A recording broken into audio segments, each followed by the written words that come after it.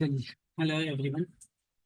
और ये जो है आपका विजन आईएएस का मैगजीन जो आता है, मंथली मैगजीन, उसको मैं कवर करने वाला हूँ, क्योंकि इससे जो है ना, पिछली बार जो बीपीएससी का एग्जाम था, इससे लगभग 6 मंथ का अगर ठीक से कर ले तो 10-11 क्वेश्चंस इजीली यहाँ से आ जाएगा।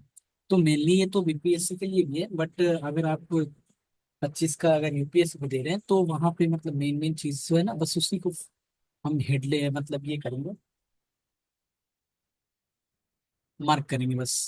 सबसे पहले हम लोग को देखना है ये पर्यावरण वाला, क्योंकि यहीं से पर्यावरण और क्या देखते हैं हम लोग, साइंस एंड टेक से ही क्वेश्चन ज्यादातर यहाँ से रिपीट होते हैं। तो देखते हैं इसको सबसे पहले कि जो ये आया है डिजास्टर मैनेजमेंट अमेंडमेंट बिल 2024, यानी आपदा प्रबंधन संशोधन विधेयक 2024। तो सबसे पहले ये ध्यान रखना है कि केंद्र सरकार आपदा प्रबंधन में 2005 में, तो पहले से हम लोग के पास कौन सा है आपदा प्रबंधन विधेयक, 2005 का हम लोग के पास ऑलरेडी है, जिसको संशोधन करके 2024 में उसमें कुछ संशोधन किया जाएगा। अब क्या क्या संशोधन किया जाएगा, नहीं संशोधन किया जाएगा, तो ये सब चीज अभी नहीं देखेंगे। फर्स्ट मतलब पहली बार जब फर्स्ट टाइम पढ़ेंगे हम लोग, तो इसको इतना डिटेल में नहीं देखेंगे। जो जो मेरा मेन मेन पॉइंट है, मैंने ये सारे पढ़े हैं अभी, लेकिन वीडियो बना रहे हैं तो फर्स्ट टाइम पढ़िए, देन सेकंड टाइम में मेन मेन चीज ध्यान रखना है। मेन मेन चीज और क्या ध्यान रखना है, नेक्स्ट हम बताते हैं आप लोगों को। इसमें देखिए एक चीज है, हम मार्क करते चल रहे हैं उसको। ये क्या बोल रहा है कि ये जो है हमारा त्रिस्तरीय संरचना, मतलब बोल रहा है कि प्राधिकरणों की स्थापना इस अधिनियम में आपदा प्रबंधन अधिनियम के लिए त्रिस्तरीय संरचना स्थापित करने का प्रावधान किया गया है। और ये जो ठीक ही है आपका कि मतलब जो राष्ट्रीय आपदा प्रबंधन, राज्य आपदा प्रबंधन और जिला आपदा प्रबंधन, इसमें जिला मजिस्ट्रेट, इसके लिए मुख्यमंत्री, और इसके लिए इसके अध्यक्ष जो होंगे वो प्रधानमंत्री होंगे। ये नॉर्मल सी चीजें आप गेस भी कर सकते हैं इसके हिसाब से। लेकिन ये ध्यान रखना है कि जो नया वाला आपदा प्रबंधन अधिनियम है उसमें त्रिस्तरीय संरचना होगी, जिसमें राष्ट्रीय आपदा मतलब एनडीएमसी और एसडीएमए और डीडीएम। ठीक, बस इतना ही मेन मेन पॉइंट ध्यान रखना है और कुछ ध्यान नहीं रखना है इसमें। नेक्स्ट अगर हम बात करें यहाँ पे, तो दो चीज यहाँ पे हम आपको बता दें इसमें। इस पेज में कुछ नहीं पढ़ना है, ये दो चीज पढ़ना है आपको। एक ओएसडीए में क्या है और एक हमारा सतर्क क्या है। तो ध्यान रखना है, उस उड़ीसा का जो राज्य आपदा शमन प्राधिकरण है, हीट वेव, आकाशीय बिजली, ये तो जितना भी आपदा से संबंधित चीजें होती है, उससे इसको हम ज्वाइन कर सकते हैं। ये उड़ीसा से जुड़ा हुआ है, डिजास्टर मैनेजमेंट प्राधिकरण है ये। और ये जो है आपका सतर्क भी है ना, ये भी आपका उड़ीसा से, उड़ीसा इस राज्य से जुड़ा हुआ है। और ये आपका पहले ही चेतावनी दे देता है। ठीक ना। तो ये हो गया आपका दो पॉइंट इसमें। और नेक्स्ट में हम लोग को जानना है ये वाला पॉइंट। ये एक हमें जानना है जैमिनी डिवाइस, और एक हमें जानना है आई फ्लोस। ये हमारा मुंबई बाढ़ से रिलेटेड है ये। और ये हमें देखना है कि समुद्र में मछुआरों को उपग्रह आधारित आपदा संबंधित चेतावनी देने के लिए। बस इसमें और कुछ नहीं है। बाकी सारे पॉइंट मतलब ऐसे ही बेकार के हैं। तो क्या क्या ध्यान रखना है इसमें, ध्यान रखिएगा कि पहले से जो हमारे पास आपदा प्रबंधन अधिनियम था, वो क्या था हमारा, वो हमारा था एक 2005 का। और 2005 में हमने देखा कि जो नया संशोधन में किया जा रहा है, उसमें त्रिस्तरीय बनाया जाएगा, राष्ट्रीय स्तर पर, राज्य स्तर पर और जिला स्तर पर। प्रधानमंत्री, मुख्यमंत्री और डिस्ट्रिक्ट मजिस्ट्रेट, दो पॉइंट ध्यान रखना इधर। ओएसडीए में क्या है, तो आपदा शमन प्राधिकरण है ये, किस स्टेट का है, तो उड़ीसा का है। सतर्क क्या है, तो ये भी आपका आपदा प्रबंधन समन प्राधिकरण है ये पूर्व चेतावनी देगा हमें किस चीज से लेके, सूखा, बाढ़, काशी बिजली, हीट वेव, इन सब से। ठीक है ना। तो इसको ध्यान रखना है। उसके बाद हमने क्या बताया इसमें क्या ध्यान रखना है, और इसमें ध्यान रखना है कि जैमिनी डिवाइस क्या है। जैमिनी रिलेटेड है किससे, वो ऐसे किसी रॉकेट वगैरह कुछ दे दे, या फिर कुछ टेस्ट वगैरह के लिए, ब्लड वगैरह के लिए। तो ध्यान रखना है जैमिनी डिवाइस जो है हमारा, वो मछुआरों को उपग्रह आधारित आपदा संबंधी चेतावनी देने के लिए। और आई फ्लोस क्या है, तो बाढ़ के बारे में मुंबई के द्वारा ये दिया गया है। सेकेंड टाइम अगर इसको पढ़ेंगे तो मैंने मेन मेन पॉइंट पहले ये ध्यान रखना है, बाकी फिर सेकेंड टाइम में पढ़िए, उसमें से और पॉइंट अगर लगे आपको तो निकालिए। मुझे जो पॉइंट लगा है मैं आप लोगों को बता रहे हैं। आई होप कि बहुत ये हेल्पफुल होगा। जैसे कि लास्ट ईयर में आया था क्वेश्चन, डायरेक्ट यही पूछा गया था कि ये मतलब वो हीरा बनाने के लिए जो मैन मेड जो डायमंड है उसको बनाने के लिए किस चीज का यूज करते हैं, तो वो डायरेक्ट लिखा हुआ था किस चीज का यूज करते हैं, ग्रेफाइट का। नहीं, क्या बोल रहे हैं कि भारत में नवीकरणीय renewable renewable energy in India, Bharat में नवीकरणीय ऊर्जा, ध्यान रखना है कि 2024 में हम लोग को 203.1 गीगाबिट हो गई है, और 10 वर्षों में 165% की वृद्धि है। मतलब कम नहीं हुआ है, वृद्धि हुआ है 10 वर्षों में। और क्या क्या पॉइंट रखना है, थोड़ा सा डेटा की अगर बात करें तो भारत में नवीकरणीय ऊर्जा वर्तमान स्थिति की बात करें तो नवीकरणीय ऊर्जा की हिस्सेदारी 43.2% है अभी। कुल स्थापित ऊर्जा उत्पादन क्षमता में कितना है, 43.2 तक का। और विश्व में कितने स्थान पर है हम लोग, चौथे स्थान पर हम लोग है, किसमें, नवीकरणीय ऊर्जा क्षमता में। और अगर हम बात करें इसमें भी, तो भारत का विश्व में पवन ऊर्जा की स्थापित क्षमता 46.65 गीगावाट के मामले में चौथे स्थान पर है हम लोग। पवन ऊर्जा में भी चौथे स्थान पर है, और नवीकरणीय ऊर्जा में भी हम लोग चौथे स्थान में। लेकिन सौर ऊर्जा के बारे में अगर हम बात करें तो इसमें हम लोग पांचवें स्थान पर है। ठीक ना, पवन ऊर्जा में चौथे स्थान पर, और सौर ऊर्जा में हम लोग कितने स्थान पे, पांचवें स्थान पर। और हम बात करें अगर कि नवीकरणीय ऊर्जा में, तो इसमें हम लोग फोर्थ पोजिशन पे हैं। बस इतना ही पॉइंट इसमें ध्यान रखना है। ठीक। और ये वाला एक टारगेट ध्यान रखिएगा कि 2030 तक गैर जीवाश्म ईंधन स्रोतों समेत 500 गीगावाट तक पहुंचने का लक्ष्य रखा है। कब तक का लक्ष्य रखा है, 2030 तक का। और भी कोई इसमें बहुत सारी बातें हैं इसमें, लेकिन बहुत सारी बातें भी की जा सकती है, लेकिन जो इम्पोर्टेंट है डायरेक्ट पूछा जाता है। बाकी हम लोग एलिमिनेट कर सकते हैं थोड़ा सा, जैसे सौर के लिए देखा जाए तो हीट वेव का प्रभाव, पवन के लिए मतलब क्या क्या, मतलब क्या बोला, नवीकरणीय ऊर्जा के विभिन्न उपकरण के समक्ष चुनौती। तो क्या चुनौती हो सकता है, उस हिसाब से इसको मतलब फैक्ट टाइप के ये नहीं हुआ, तो ये आप इसको एलिमिनेट कर सकते हैं, सोच सकते हैं कि इसमें मतलब क्या बना सकते हैं इसको। अगला हमारा है, इसमें एक डेटा ध्यान रखना है, ये वाला चीज। 2030 तक नेशनल ग्रीन हाइड्रोजन मिशन 2023, इस मिशन का लक्ष्य 2030 तक 5 million metric ton green hydrogen उत्पादन क्षमता हासिल करना है। इतना ध्यान रखना है, 2030 तक हम लोग को 5 million metric ton green hydrogen का उत्पादन करना है। बस इतना से ज्यादा इससे टॉपिक में और कुछ नहीं पढ़ना है। मन करे तो पढ़ सकते हैं, और कोई बात नहीं, आपकी मर्जी से पढ़ सकते हैं। अगली, ये हमारा समुद्री जल स्तर में वृद्धि की बात की अगर हम करें, तो यहाँ पे ध्यान रखना है कि सबसे अधिकतम समुद्री जल स्तर वृद्धि 3 दशक की बात करें, 1991 से लेके अधिकतम है। इसमें किसमें, मुंबई स्टेशन, मुंबई के आसपास में बात करें तो 4.44 सेंटीमीटर पर दिखेगी।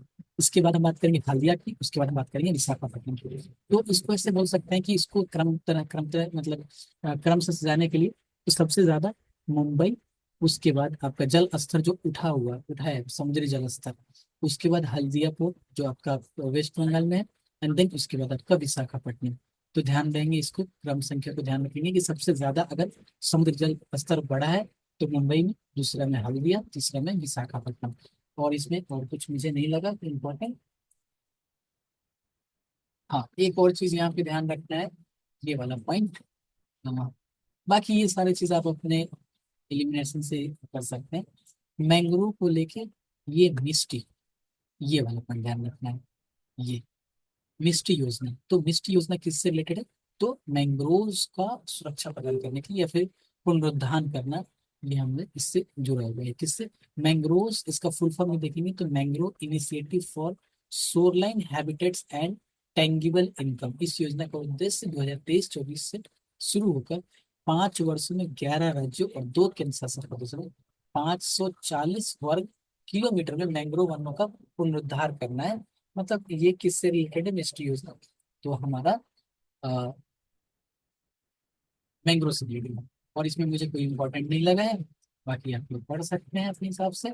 अगला हमारा है कि नदी जोड़ो परियोजना। वैसे तो नदी जोड़ो परियोजना बहुत सारे हैं, लेकिन कुछ कुछ जो रिसेंटली न्यूज में रहा हमें उसको देखना है। अब क्या क्या इसमें ध्यान रखना है, गोदावरी बेसिन में जो वेनगंगा है, वेनगंगा को हम लोग यहाँ पे क्या बोलेंगे, खुर्द, कोसी खुर्द नदी भी कहते हैं। वैन गंगा नदी को हम लोग क्या बोलते हैं, कोसी खुर्द। जैसे कि इधर मिलान करने के देते कि वैन गंगा इधर रखते, और इधर आपका रख दे नल गंगा, और फिर एक दो और नदी का नाम रख दे, और इसको ऊपर नीचे ऐसे करके मिलान करने के लिए बोलते। तो वैन गंगा का नाम क्या है, कोसी खुर्द। और नल गंगा का नाम क्या है, पूर्णा तापी। ठीक है ना। ठीक।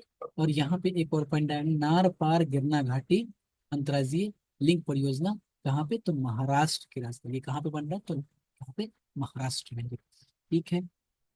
और यहाँ पे एक चीज पॉइंट ध्यान रखना है कि वैन गंगा, नल गंगा, जिसको हम पूर्णा तापी नदियों के बारे में बात करेंगे हम, तो ये ध्यान रखना है कि वैनगंगा और नल गंगा को दोनों को एक साथ हम लोग पूर्णा तापी नदी भी बोलते हैं। जैसे पूर्णा तापी में कौन कौन सा नदी, तो वैनगंगा और नलगंगा भी बोल सकते हैं हम लोग। थोड़ा सा अगर देखना चाहें तो यहाँ पे देख सकते हैं कि वैनगंगा का जो उद्गम क्षेत्र है वो आपका महादेव की पहाड़ी, महादेव की पहाड़ी आपका मध्य प्रदेश में पड़ता है। वैनगंगा जो है वर्धा नदी के आपस में मिलने के बाद आगे पारनीता नदी से मिलती है, और ये पारनीता गोदावरी नदी की सबसे प्रमुख सहायक नदी है। इसमें तीन प्रमुख नदी है, पेनगंगा ये आप लोग पढ़े होंगे ऑलरेडी, तो इसके ऊपर हम ये नहीं करते हैं। 2021 की बात करें तो केन बेतवा नदी लिंक परियोजना हम लोग पर्यावरण या देश की पहली, हाँ, इसमें मेन जो पॉइंट है ये ध्यान रखना है कि केन बेतवा नदी लिंक परियोजना जो है वो देश की पहली नदी जोड़ो परियोजना है। और इसमें मुझे कुछ इम्पोर्टेंट नहीं लगा है, बाकी तो आप अगर चाहें तो इसको देख सकते हैं ये वाला पॉइंट, लेकिन ये वाला कितना याद करेंगे। अगर हम बात करें तो हिमालय क्षेत्र में नदी जोड़ो परियोजना टोटल कितने हैं, 14। और अगर हम बात करें प्रायद्वीपीय नदी की तो इसमें कितने हैं, टोटल 15 ना, 15 मतलब 16 के आसपास इधर है। 2 4 6 2 8 8 16 है 14। इतने नदी जोड़ो परियोजना है, तो इतना इसको याद रखना पॉसिबल नहीं है। ठीक। अब हम डायरेक्ट चलते हैं शॉर्ट एंड न्यूज पे, बहुत ही आसानी से हो जाएगा, इस तरह से हम सारे मंथ के लेके आएंगे अगर आप लोग का वीडियो अच्छा रहा तो। ठीक है ना। अब ये जो सुर्खियों में न्यूज की बात है उसको देख लेते हैं। इसमें हम बात करें अगर जलवायु परिवर्तन के बारे में, तो दिल्ली सरकार जलवायु परिवर्तन का करना पड़ेगा। मूल रूप से रफ्तार में बस इतना ध्यान रखना है कि ये जो SAPCC है, यानी कि state action plan on climate change, इसको 2024 में उठाया गया था। इसमें मेन ध्यान रखना है ये वाला पॉइंट, जलवायु कार्रवाई को विकेंद्रीकरण डेवलपमेंट प्लानिंग में एकीकृत करना। जैसे उदाहरण के लिए केरल में कार्बन न्यूट्रल मीनांगड़ी परियोजना है ना, इसमें क्या ध्यान रखना है, ये वाला पॉइंट ध्यान रखना है। ये केरल का है, तो ये कार्बन न्यूट्रल, ये ठीक है ना। कार्बन न्यूट्रल मीनांगड़ी परियोजना कहाँ का है, तो ये केरल का है। किससे, जलवायु परिवर्तन से निपटने के लिए। और महाराष्ट्र मैंग्रोव सेल, ये समुद्री जैव विविधता का संरक्षण के लिए, ये कहाँ का है, मैंग्रोव सेल, ये आपका महाराष्ट्र का मिशन टाइप का है। और इसमें कोई सुर्खी वाला न्यूज में कुछ इंपॉर्टेंट नहीं है। अगला हमारा है ग्रॉस एनवायरमेंट प्रोडक्ट इंडेक्स। इसमें क्या ध्यान रखना है, सबसे पहले यहाँ पे जो है ना, उत्तराखंड जो है हमारा, वो देश का पहला राज्य है जो क्या ग्रॉस एनवायरमेंट प्रोडक्ट इंडेक्स से हमारा लॉन्च किया है। ठीक है ना। इसमें क्या क्या है, वायु, मृदा, पेड़ और जल। और इसमें कुछ इंपॉर्टेंट नहीं है, आगे इसके बाद चलते हैं नेक्स्ट पेज पे। नेक्स्ट पेज में क्या है, ये ठीक है, ठीक है, ठीक है। अगला हमारा पॉइंट है, इसको रिलीज कौन करना है, यही इंपॉर्टेंट है। वो like the impact of climate change of education report, ये आपका वर्ल्ड बैंक रिलीज करता है। और अगर इसमें कुछ पढ़ने का मन किया तो कोरोना के बाद जो जलवायु परिवर्तन, या सॉरी जलवायु परिवर्तन से जो स्कूल में अटेंडेंस जो है ना वो कम हुआ है ना, उसके ऊपर चरम मौसमी कि कम से कम 75% घटनाएं के बाद स्कूल बंद कर दिए गए थे। तो इनसे अगर आपको बहुत इसमें पढ़ना है तो ये पढ़ सकते हैं कि इना रिस्क जो मोबाइल ऐप है, वो इंडोनेशिया के छात्रों को, कर्मचारियों को आपदा से मतलब बारे में ज्ञान देने के लिए है। तो इसमें ये वाला चीज पढ़ सकते हैं। फिर बैक टू स्कूल, ये किसका है, खाना का है। और अगर हम बात करें तो ग्रीन इकोनॉमी स्ट्रेटेजी, बस इतना ही, और क्या ही पढ़ेंगे इसमें, इतना डिटेल में जाएंगे तो फिर दिक्कत होगी। बट जितना हम मार्क कर रहे हैं उसको अगर पढ़ लेंगे तो ज्यादा मतलब बढ़िया रहेगा, क्वेश्चन आ जाएंगे वहां से। अब यहाँ पे ये ध्यान रखना है कि अजरबैजान में, कौन, अजरबैजान में COP29, तो जलवायु वित्त कार्रवाई निधि शुरू की, यानी CFFA, climate finance action for. ठीक है ना। इसका मुख्यालय कहाँ है, CFAF का अजरबैजान में है बाकू में। बस इतना ही, और कुछ नहीं, कि CFAF का मुख्यालय कहाँ पे है, अजरबैजान में। बाकी ये जो है ना इतना डिटेल में BPSC में नहीं आएगा, हो सके तो UPSC में आएगा, लेकिन फर्स्ट आप में मतलब मेन मेन पॉइंट पढ़ लीजिए, जब फिर आप डिटेल में पढ़ने जाएंगे, 2 बार 3 बार पढ़ेंगे तो और भी फैक्ट अगर कुछ निकले तो निकाल लीजिएगा आप इसमें से। बाकी जो भी है स्टैटिक्स टाइप का है, ये भी स्टैटिक्स सीखिए, लेकिन ये थोड़ा सा हो सकता है कि मतलब हाँ, CFAF का मुख्यालय कहाँ पे है, तो अजरबैजान में। ऐसे स्टेटमेंट वाइज वाले क्वेश्चन। अब यहाँ पे है हमारा क्या, EU नेचर रिस्ट्रिक्शन लॉ। ये क्या है आपका, पहला यूरोपीय संघ का पहला, ये पहला है महत्व कानून है, जो वो लोग क्या करेंगे ना, कि मतलब जो भी रीस्टोर करने के लिए मतलब वो लॉ लेके आए हैं कि 20% जो है ना यूरोपीय संघ का भूमि और जल समुद्री क्षेत्र को रिकवर करना है इन लोगों को। तो उसके लिए ये लॉ लेके आए हैं। तो ये हम लोग के लिए उतना इम्पोर्टेंट है नहीं, बस ये जानना है कि ये मतलब यूरोपीय संघ का सबसे पहला जो है ना महाद्वीपीय व्यापी कानून है। और कुछ नहीं है इसमें, और कोई इम्पोर्टेंट नहीं है। हाँ, इस वाले में अगर हम बात करें तो ऑक्सीजन की मात्रा में 2% की कमी, पहले से ध्यान रखना। और झीलों जलाशयों में ऑक्सीजन की मात्रा में कम से कम इतना परसेंट की कमी आई है। ठीक है ना। ये क्या है आपका एक्वेट डीऑक्सीजनेशन। अगर हम बात करें तो 1960 से लेकर अब तक का ऑक्सीजन की मात्रा में जो समुद्र की बात कर रहे हैं यहाँ पे तो 2% की कमी आई है। और झील और जलाशय की बात करें तो झील में आपका 5% और जलाशय में आपका 18% की कमी आई है। जो सबसे ज्यादा अगर हम बात करें कि ऑक्सीजन की कमी जो हुई है वो आपका जलाशय में, फिर झील में, फिर आपका समुद्र में। तो ऐसे हम देख भी सकते हैं कि जलाशय जो है थोड़ा छोटा होता है झील के मुकाबले, एंड देन उससे मतलब बड़ा समुद्र होता है तो ऑक्सीजन की जो मात्रा होगी उस हिसाब से कम होगी। अगर हम बात करें यहाँ पे तो एक पॉइंट और इसमें ध्यान रखना है। ये पॉइंट ध्यान रखना है, ग्रही ग्रहीय सीमा। अब ये हो सकता है कि ये टर्म क्या है, इसके बारे में पूछ सकता है कि आखिर इसको क्या बोलते हैं। तो प्लानिटरी बाउंड्रीज बोल रहा है तो हम लोग वो सैटेलाइट वगैरह से या फिर क्षुद्र ग्रह से हम लोग इसको लिंक करते हैं। तो पृथ्वी प्रणाली पर मानव जनित गतिविधियों के प्रभाव की सीमा का वर्णन करने के लिए एक फ्रेमवर्क है। इन सीमाओं का उल्लंघन होने पर पर्यावरण स्व विनियमन करने में असमर्थ हो जाता है। इसी को हम लोग क्या बोलते हैं, प्लानेटरीज बाउंड्रीज। यानी कि इतना मतलब पोल्यूशन हम कर रहे हैं, जैसे एग्जाम्पल एक समझ रहे हैं, इतना पोल्यूशन कर लिए कि पर्यावरण खुद से भी उसको ठीक नहीं कर सकता है।